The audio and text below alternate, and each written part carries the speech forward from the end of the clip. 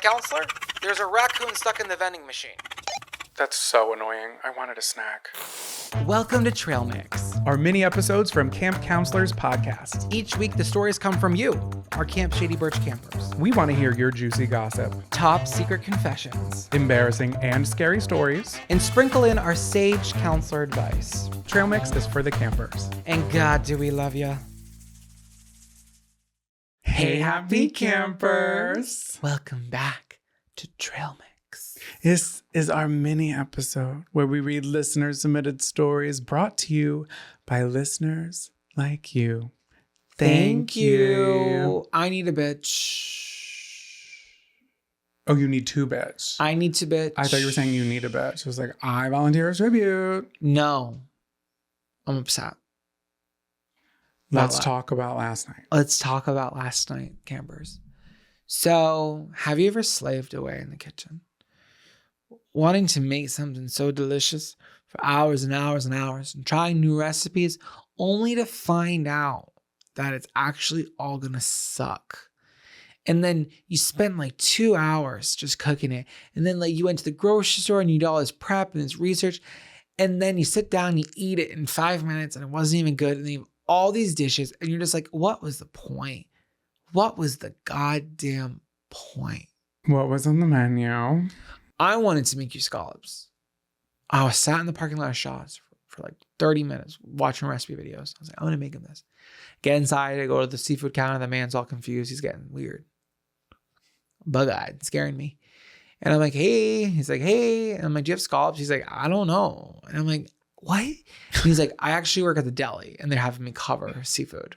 Oh, someone called out sick from seafood poisoning. And he likes to cut that bologna in the fishnets. Yes, that sexy, naughty little bologna wearing the fishnet. He's into her. He's not into tilapia. No, he's a porker. He doesn't want that fish. Come on, okay. Pride Month. That's so us. That's so us. So he was foreign, I was foreign over there. We both were like, we're not even speaking the same language. You don't even know what you're doing there. No, there's a fly around my head there, a fly around my head now. It's kind of all interchanging. I know, what the hell? Who is that? Let's get out of here. And you hit your vape before we started, and now I'm just seeing this like Aurora Borealis in front of my camera.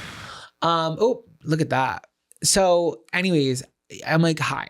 He's like, hey. I said, scallop. She said, I don't know what that means. He said, let me check the bag. I'm like, there's no way they're in the bag. They'd be here. But I let him do his thing. He's like, they're not here. I'm like, it's okay. He's like, there's frozen scallops. And I was like, I'm going to pivot. So I'm looking at the seafood counter and I'm like, oh, there's a bourbon glazed salmon. Say it with me. Bourbon glazed salmon. Thank you. So I was like, my man would love that. He's such a bourbon glazed boy. So I pick it up and let's start off. So I keep that in the fridge. And then I was like, I'm going to make mashed potatoes from scratch. My mom has always taught me how to make them. I'm really good at making them. But this time I was like, I was making these really like risky decisions. You were. Substituting almond milk instead of cream is a risk I wouldn't have taken, but I'm supporting it. But we didn't have the cream in the house because we threw it out when the fridge died. Oh yeah, our so fridge I was like, was out of oh, we don't have. Okay, so I have almond milk, and I was like, I'm not gonna go back to the store. I'm already home. But then where it really started was I went with a golden potato, a Yukon Gold. What are you supposed to do? Like a normal brown potato? I've always done a russet, but today I was like, let me try something fresh. The russet's the dirty one. Oh, and the golden ones are the tiny little baby potatoes. And they're not. It wasn't tiny baby. No, not the fingerlings. Like they're like the size of a fist. No, they can get a lot bigger than that. Well, I haven't seen them that big. Well, you weren't watching me cut them because when I got home, I realized that in the move we lost our potato cutter. So I cut the potato peeler. So I cut 5 potatoes with a paring knife. So we're down bad as it begins, and that took him a long time. I was gonna help. It was meditative for him, so I was like, okay. So like there was a lot of care in the potato prep. Yes. And then I boiled them. And then I was like, I read this woman's recipe, which was complete farce. And she was like, don't mash them by hand. I've always mashed them by hand. She was like, use a mixer. So I'm doing the mixer. I'm trying all these new things. I don't have cream. I'm using almond milk. I usually use more butter. I was like, let me use less butter. I usually use sour cream. I usually use cream cheese. I didn't have cream cheese. I'm using sour cream. I'm just trying a bunch of things I've never done before. The thing comes out equally watery and clumpy. I'm throwing handfuls of bag cheddar in there, just whipping it in this thing to try to make it do anything. It's also making a fucking mess because my stand mixer is, what's the one that everyone has? Like, it's a KitchenAid. It's a KitchenAid. But it's from the 80s because it's my Nana's and it still works, but I actually want to throw it out the fucking window now because it doesn't tilt up. So to take the thing off of it, you have to like scoop it out and then it drips. It's a nightmare. It really is. It's from the 80s. So those are terrible. Then I started making squash, which was fine. Like, that was fine. But then you made the salmon in the air fryer, which we always do. And it came out so dry and so unflavorful. So we're eating this like prison food, hospital food on the ground on the floor. Well, we always eat on the floor in the living room or on the TV. I like that. Really do. I like that though. I don't mind that. That's just what we like to do. We have a table. But we're literally like posted up like kids watching TV after school. We sit on the floor and that's how we eat. That's our thing. Well, I was just like upset because we worked so hard. Me more than you, but not as an insult, just because I was doing more this time. You worked very hard. I felt But bad. what was it worth? I should have just DoorDashed. I was actually so upset that I gave so much of myself to a meal I didn't care about. That didn't care about me. The things that are occurring in our kitchen, campers, we've already talked about it, but it's just... It's such an adjustment with this kitchen. Like, food does not want to be happy. No. Oh my God. The fridge dying 24 hours. The power's out. Everything in the fridge is gone. I don't know what happened to the ice. I'm assuming there's a drain back there because it didn't leak. There's got to be a drain, probably. But I everything was like dunzo, and none of the food's coming out right. Everything that I've made, everything that you've made. I don't think the microwave is too high. The oven's too low. The fridge is nice, but she doesn't like me. No, she's like having mood swings. She's like, I'm done working. I'm clocked out. Well, I just don't understand it. I'm so mad. I need to make a good meal in this kitchen soon. Okay, well, but it's not about that right now. No, I just wanted to vent. You had to get that out. You had to get that off your chest, and we had to put that out there in the ether. And it is what it is. So shall we get into the stories? We shall get into the stories. So I have a camper asking for advice. She's torn between a life she loves and a future she didn't ask for. I've got a story about a camper and a chicken cutlet caper. I have a tale of a camper wreaking havoc at a yoga studio grand opening. Let's get into it. Are we qualified to be giving advice? No. Are we going to do it anyway? Absolutely. Welcome back to Dear Counselors. Bam, ba-da, ba, bam, ba, ba-dam, bam. You want advice? Well, write in. I can't help you if you don't ask. And don't you dare write in and ask for a mashed potato recipe because you will set him off the edge. No one was going to do that. And then I'm going to have to cradle him and rock him and pat his back. His lower back is his favorite. So. Then what's it? The nap? The nape. The nape of your neck. The nape of your neck. All right. Dear counselors, I need advice. I'm newly married. I sounded like Connor for a second. You did. For Love on the Spectrum. I need advice. I'm newly married to a wonderful man who I adore. We live on a beautiful farm in Westchester, down the road from Miss Martha Stewart, might I add. We love. But my husband is interviewing for a job in North Carolina, and apparently he's a shoo-in. Wait, where's Westchester? New York. Okay, because there's a Westchester everywhere. Yeah, but Westchester is like the big one. It's big for you there, but the big one's usually New York. Okay. Yeah, Westchester, New York. Noted. So New York is what I was referring to. Got it. So I do not want to move to North Carolina. The job is up in the bumblefuck mountains. My husband's family is in North Carolina, 3 hours away. I love them truly, but they can be a lot and constantly shove down their political stances down my throat, in which I do not agree with. It's great money and a great stepping stone for his career. I talked to my parents about it and they are all for it. Excuse me, you want your daughter and son-in-law to move 10 hours away. My sister is in Manhattan and my brother is in Brooklyn. So it's not like they won't have any other kids around. So when I spoke with my mother about it, she said, it'll be wonderful. a wonderful time to stay at home and start a family. I'm so against this, us potentially moving. I love my teaching job, my friends, our house, etc. This is deeply bothering me. My question, do I have a leg to stand on, or am I just being selfish because I don't like change? Sincerely, girl with New York lore and cabin 4. Jonathan, I really feel like you need to start this off because your parents did a similar thing. You absolutely have a leg to stand on. You're not being crazy. I'm sure it feels like right now, like everyone around you is kind of like making decisions for you, or like you don't really have control over what's going on. My question is like, and I can't, this is hard to really give details and advice for, because I want to know, like, what is this job? Is this something that you can ease into?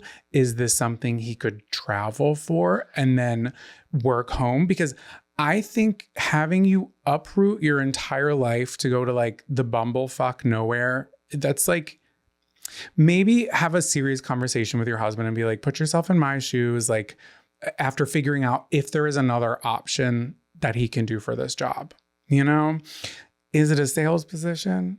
Maybe you could do a sales position somewhere else. I'm sorry, I'm on your side. I feel like that's like, that is a lot. And then of course you're like venting to mom and dad, and mom and dad are like, well, I think you should go. I know it's so unfair that nobody's on your side. It feels like we're on your side. We're on your side. I definitely think just because opportunity is good for him doesn't mean it's good for you.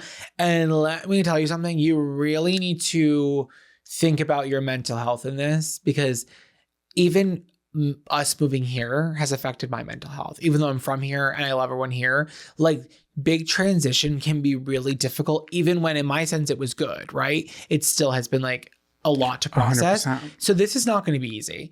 And not to say that you shouldn't do it at all. We don't really know what the position is, and we know that you love him, but also like, I think you need to talk to him and get better clarification on like, okay, is this for how long? Because if it's a year, you know what I mean? Like, yeah, but it's sounding like, also, like, it is a stepping stone, but a stepping stone, where's that next stone? Yeah. Is that coming even back further? to Westchester? Yeah. Is it coming back? And also it's not even like, yes, his parents like don't have the same values as I'm sure like many of your possibly new neighbors will have. Not everyone, but possibly a lot. But it's like, they're still 3 hours away. So it's not even like you're super close to them. Yes, you're closer, but it's like, you're kind of going from your normal to out there. So I would have the serious conversation.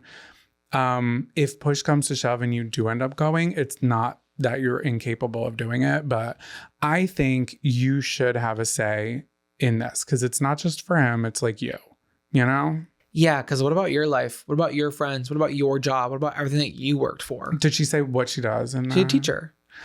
She loves her. I love my teaching job, my friends, our house. This is deeply bothering. Yeah, it's everything you've worked so hard for. If you can, I don't know what your financial thing is, but if they're making him move there, they're paying for moving expenses. Do not sell that home. Do not sell that home. If you can afford that, it'll triple the price, and you got to come back. Home is where the heart is. I would tell him to get another job. I don't care if I'm being toxic right now. I'm supporting you. Try something else. Try Etsy. Him, not you. You're fine. You have a job. Camp counselors will be right back after these short messages. I'm Justin Sylvester. And I'm Blakely Thornton. Join us for Yestergays, the podcast where we break down the most pivotal pop culture moments in history and give them the queer love that they deserve. The things that got us riled up during dial-up. Those makeouts that should have been breakouts. And the drops that were cemented in pop. I'm talking Bennifer. Tyra versus Naomi. Tom Cruise jumping on that couch. And so much more. So please rate us, subscribe to us on Apple Podcasts, Spotify, or anywhere you get audio-related content. We also take Venmo. And Cash App. ACH? Or credit card number as well. We're malleable. Yeah, we'll do it all. We're gay today. And now, back to the show. This is a really big secret. Thank God we're on a body of water. This is Confession Canoe. Welcome back to Confession Canoe. Have you got a confession? But we'll bring you down to the holy water. Holy water. You can send us an email, campcounselors campcounselorspod@gmail.com or go to campcounselorspodcast.com. Send us an inquiry. We might just read it on the program. So our camper writes in, "Hi, camp counselors. Hi. I recently listened to a trail mix episode featuring a camper's misadventure with a chicken cutlet breast insert. That episode was Trail Mix 79, and it was titled Chicken Cutlet Fell Out at the Club. Do you remember that one? Oh, it was such a funny one. Yeah, where the friend was dancing in her chicken cutlet. We're talking about the boob inserts. Oh my God. Inserts. That made me think of it. There was a camper that was in Buffalo who had the sign who was at the Wizard of Oz Club. Yes. Oh my God, the girl fell down the stairs. And I didn't get the sign until we pulled it backstage, and then you put all the pieces together, and I was like, oh my God, I messaged her. She DM'd me back. Clever. So clever. We meet so many people, especially at the shows, and they're like, I'm the one who wrote in about X, Y, and Z. And I'm like, oh my, I literally can't believe that. We always remember. We remember every single story. Okay, so this is about the chicken cutlet. Hearing that story unearthed a memory of a chicken cutlet horror story of my own that I knew I had to share. To this very day, I have not told anyone this story. So during my late teens and early 20s, I lived, worked, and traveled with the Renaissance Fair. Wow. Campers, we know there's more of you out there. We want Renaissance Fair stories. It's about that season again. It was a wonderful time in my life and an incredible community, but that's a story for another time. So, towards the beginning of my time on the road, a family that owned a popular business and had booths at various fairs took me under their wing. There were 5 of us: the mom, the dad, 2 kids, and a son, Sam, and then me. Okay, so it's like their family, and then the one son is the one that we're paying attention to in this story, okay? During this particular fair, we only stayed at the fairgrounds for weekend days and would drive back to our house during the week. At night, we would all sleep in the front part of the booth, slumber party style, all side by side with our own foam pads and air mattresses and sleeping bags. Oh, when I first read this, I thought they were sleeping in like the traveling van. They're sleeping in the booth. Yeah, in the booth where they sell the stuff. But that's kind of exciting. Yeah, hello. Okay. Camp themed. Because there was just enough room for our beds, we would put our bags on the counter where the product goes during the fair days and above our heads. Oh, dear counselors, during this time, I would wear my titties out and proud up to my chin. I was wearing bodices. What is that? A bodice? Yeah, what is that?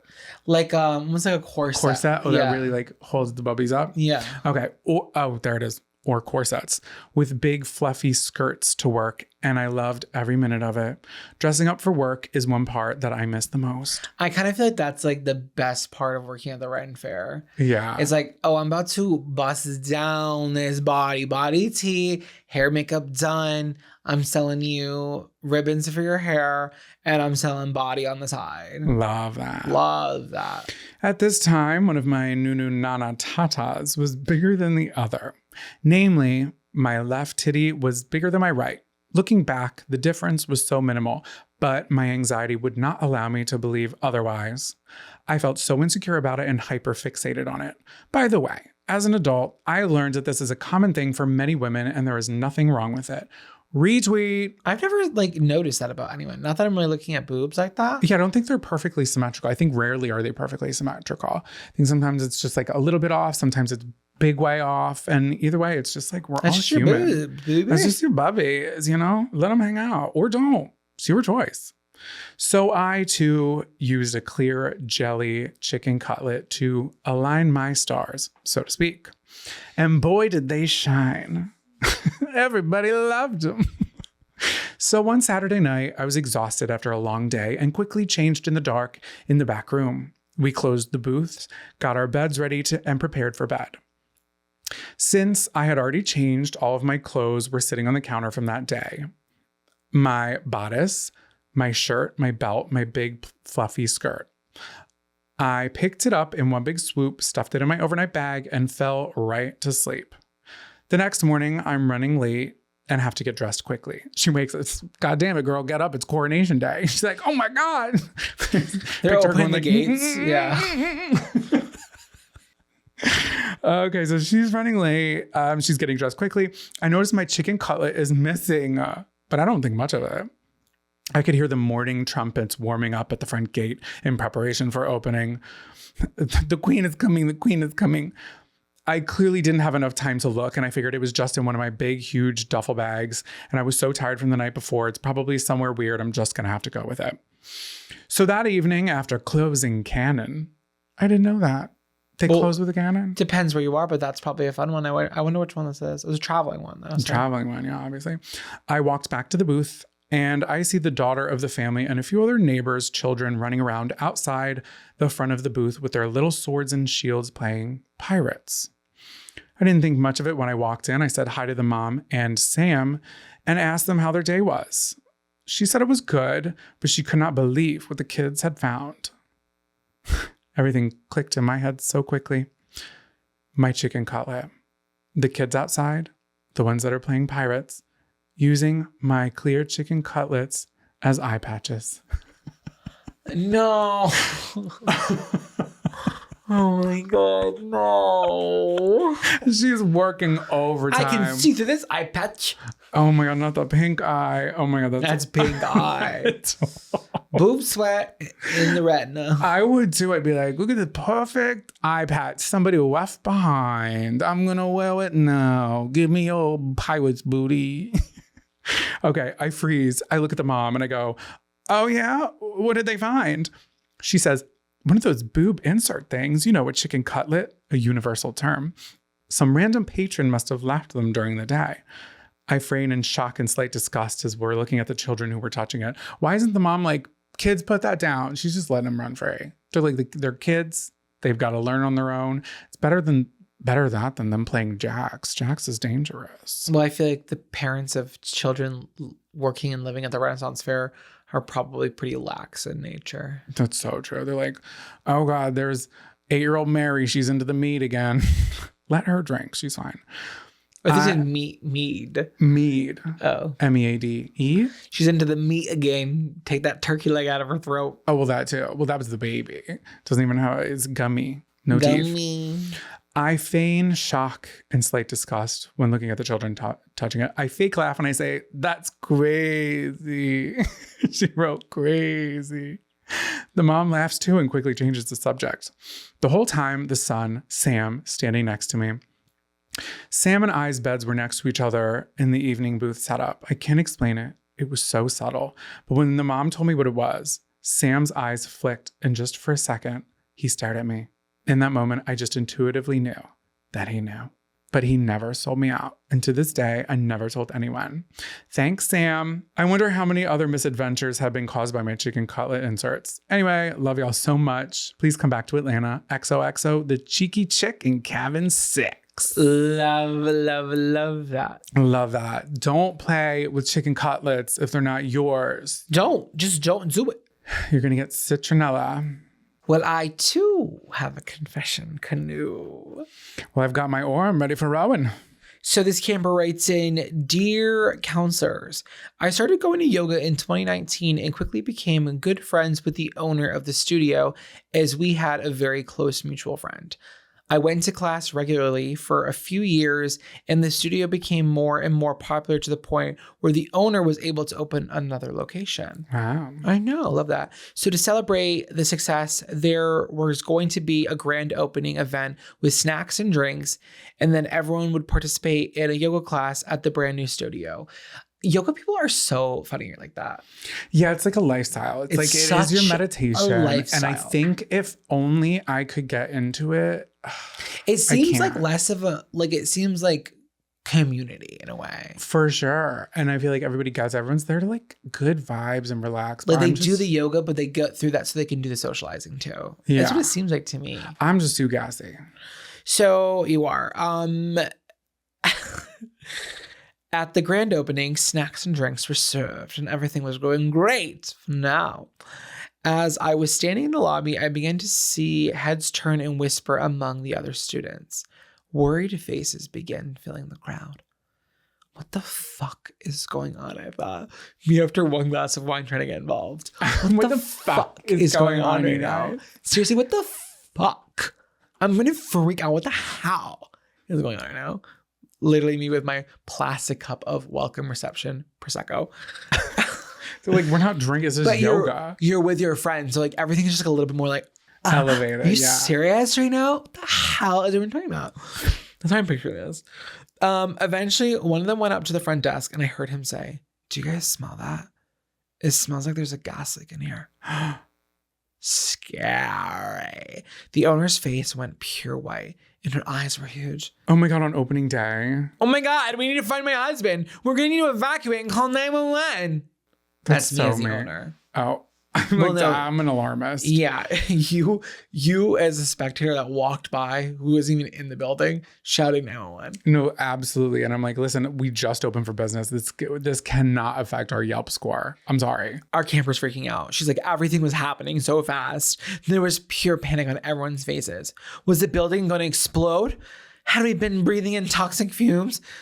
Only I had begun to piece together the truth. You see, counselors. Caught my breath. Oh no. Earlier that day, I was being this is so stupid. Earlier that day, I was being a responsible homeowner and mowing my lawn. I ended up running out of gas for the mower halfway through the cut. I needed to run to the gas station to get more gas. I filled up 2 containers of gas and drove them back home and finished the job.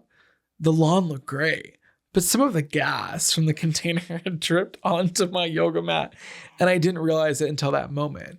All that gas. I took okay. gas like that. So it was our camper. So I grab the owner and I pull her aside and said, "It's not a gas leak. It's me." I'd be like, we'll leave. Well, you need to leave. Who was that? Lisa, not Lisa Barlow. What was her name? No, I think that's from that like town hall where that guy said something racist in that video. Oh, I thought You need to leave. I thought you were talking about Salt Lake City went to. Oh, you can leave. That's what I was. Can leave. That's Meredith Marks. Meredith Marks. With a puzzled look, the owner says, "What are you talking about? Of course it's not you." The other students began to look over at us. Crystal, it is me. You have to believe me. Wait. Here, smell my mat. Wait. The other students begin to look over at us at this point. I need to get her alone.